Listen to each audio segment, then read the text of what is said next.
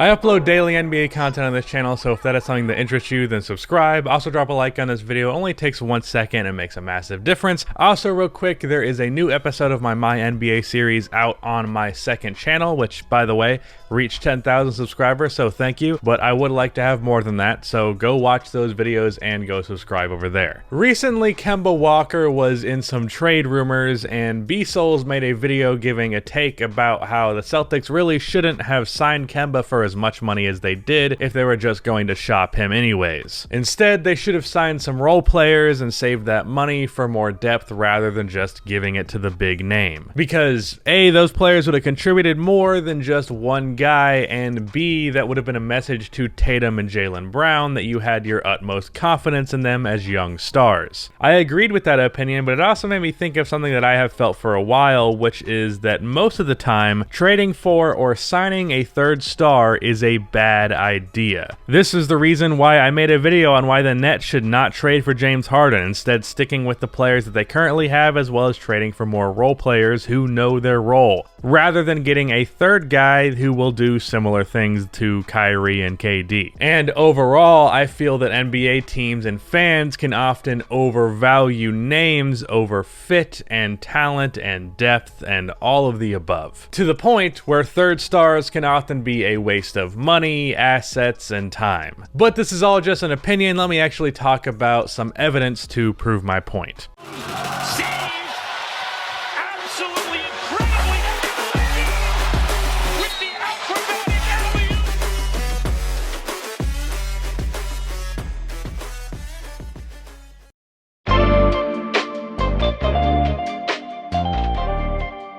So let's first talk about that Celtics example, and let's look at the Eastern Conference Finals of the 2020 playoffs. Kemba Walker in that series versus the Heat averaged about 20 points and 5 assists on mediocre shooting splits. Meanwhile, his matchup on defense, Tyler Hero, averaged 19, 6, and 5 on 64% true shooting. A player who, in the series previous, averaged just 13 points on 54% true shooting, and the series following averaged 15 points on 47% true shooting. So this wasn't really a case of Tyler Hero being a great player, more so a case of him taking advantage of a horrible matchup. And after that, with the context of Kemba actually being shopped this offseason, you have to wonder, what would the Celtics have looked like if they spent their $35 million that they gave him on some more players rather than just him himself to fill in the depth of this team? Let's say in 2020's free agency, they instead signed Malcolm Brogdon, Nerlens Noel, Rodney Hood, and JaMychal Green. The biggest issue with last year's Celtics was a lack of real rim protection at the 5 as well as depth. Now they would have a rim protector for cheap in Nerlens Noel, they would have a point guard who can play make, play defense, and is just good all around in Malcolm Brogdon, and both JaMychal Green and now Daniel Tice to come up with the bench, who are two versatile big men. That Celtics team, I would say, is considerably better. Noel would have been a much better option defending Bam, and when the Celtics needed bench depth, they would have actually had it. Also, Malcolm Brogdon is a much better defensive player than Kemba and a better playmaker,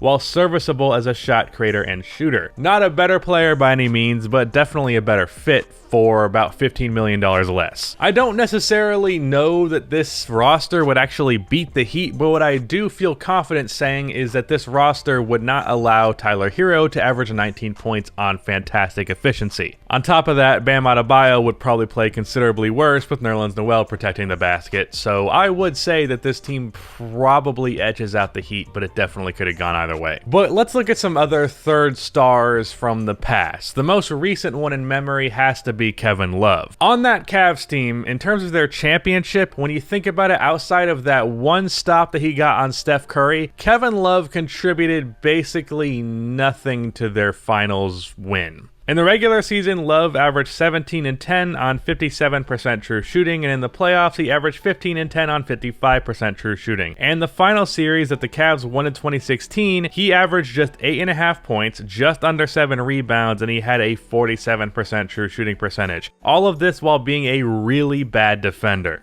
And Love was doing this while making max money. While the Cavs did obviously win that championship, I think if they spent that $25 million on more depth rather than just Kevin Love, they would have been a better team. And using, I admit, an extreme level of hindsight, if Love was replaced by role players, those players would have been available for the 2015 finals, and who knows, maybe that's the difference in winning a championship. And I definitely say in the case of 2016 that Love played so poorly that him being replaced could likely only have positive repercussions. Even though he got that one stop on Curry, there were so many plays that he failed on that if replaced by a player who was just decent on defense and wasn't bad on offense, probably would have been an improvement. Another fairly recent big three that was definitely a failure was the 2013 Los Angeles Lakers. Part of the reason they failed was fit. In fact, there were a lot of reasons why this team failed, but one of the main ones was that Kobe, Pau, and Dwight Howard was just simply too much. Again, there were many factors why this team ended up failing, and Kobe never won another championship with the Lakers, but I think a big reason why was that after 2010, the Lakers spent so much of their focus on trading for a star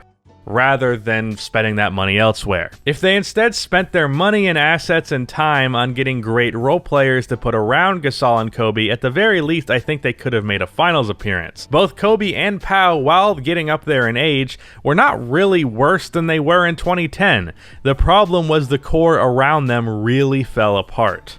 And I think what the Lakers did wrong was putting all their focus on the name of Dwight Howard rather than actually filling out a good team, hoping that a big name would take them to the promised land rather than a couple of small moves that probably would have got you there quicker and better than Dwight Howard could have. Obviously, because they were like a 7th seed. Another recent failed big three was the OKC Thunder with Russ, Paul George, and Carmelo Anthony. The Thunder were incredibly disappointing in 2018 as they had the same record as the 6th seed, then they dropped Melo, started Jeremy Grant who had a breakout year, got a backup in Dennis Schroeder in the Melo trade, they signed Nerlens Noel, Terrence Ferguson got more minutes and was solid, and if not for a late injury from Paul George, this team would have been a top 3 seed in the Western Conference. And yeah, they were not going to win a championship, but without that injury, they probably make it out of the first round and maybe even out of the second round. I'm doubtful of that, but there is no doubt that this team was better than they were previous with Carmelo Anthony. There are a lot of reasons why this duo of Russ and Paul George did not work out, but I don't think there is a shadow of a doubt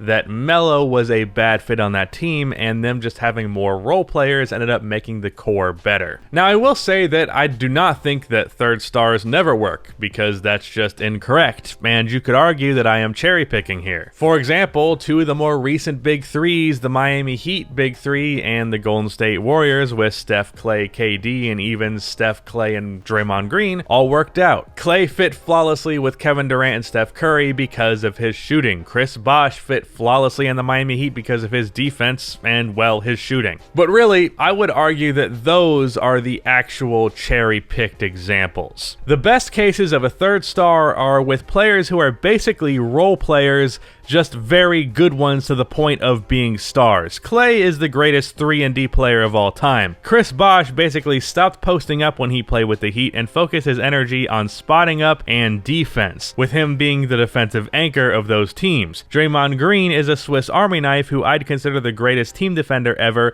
and he's also a phenomenal playmaker. And at least for 2015 and 2016, he was a solid floor spacer. He eventually forgot to shoot, but he was able to do it at one point. So if you're going to add a third star level player, that player needs to be someone who offensively does not get in the way of two other star players, and defensively brings a lot. An example of that would be Dennis Rodman on the late 90s Chicago Bulls. In 3 years with the Bulls, Dennis only shot the ball over 10 times, 18 times out of 257 total games, including the playoffs. So you can have a third star. That third star just can't be someone who's expecting ISO plays or 25 shots a game or anything close to that. Very rarely will you see any of Clay, Draymond, or previously Chris Bosh scoring outside of the flow of the offense on their respective teams. And that is the big difference. On top of that, MDJ a while ago made a great video on the importance of undervalued contracts. Basically, how important it is for contenders to have guys on your teams who are making considerably less than their actual value. The reason the Warriors were able to afford Kevin Durant is because all three of Curry, Klay, and Draymond were on deals that were cheap relative to how good they were. Klay made 16 mil, Curry made 12, and Draymond made 15. In the case of Draymond, Bosh, and up until recently Klay Thompson, their contracts were so undervalued that them being signed to the team wasn't a detriment to their team's ability to add depth. So if you're going to have a third star on your team, it should be ideally a defensive-minded guy who is not going to take too many shots on offense, and the shots he does take will be within the flow of the offense, and he's cheap.